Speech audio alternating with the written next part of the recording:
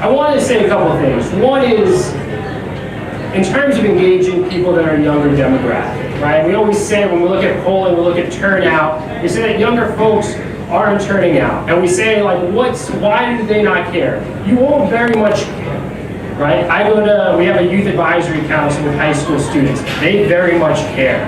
I just went to an 8th grade graduation. They very much care about the future of their country. What our obligation is to tell them what we are doing to enhance their future. We can't expect people to show up if we're not showing what our vision is, if we're not telling people what our idea of a better, more inclusive country is, right?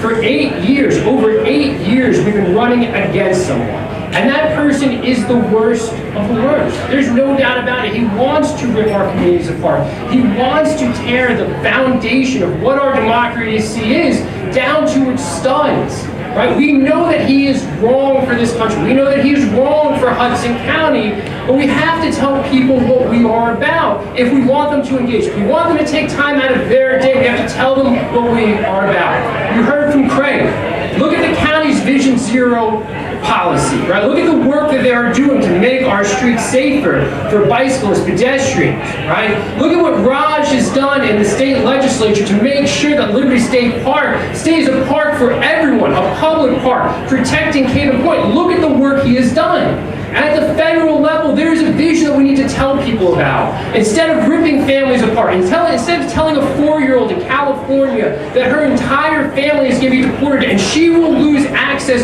to health care in this country, we have to tell a different story, one that is inclusive. Hudson County proves how strong we can be when we are inclusive, when we rely on each other and stand next to each other. That is the vision we have to tell people. We have to tell people what healthcare can look like in this country, but it can't start with cutting $880 billion from Medicaid. People like mothers and children who rely, 40% of children in this country rely on Medicaid. We can't allow people in this reconciliation bill to make it harder for working people, but then give a tax break for people to buy gun silencers. We need to end the scourge of gun violence in our communities. We need to tell people that it's not acceptable to send your child to school and have them engage in active shooter drills. That is not who we should be as a country.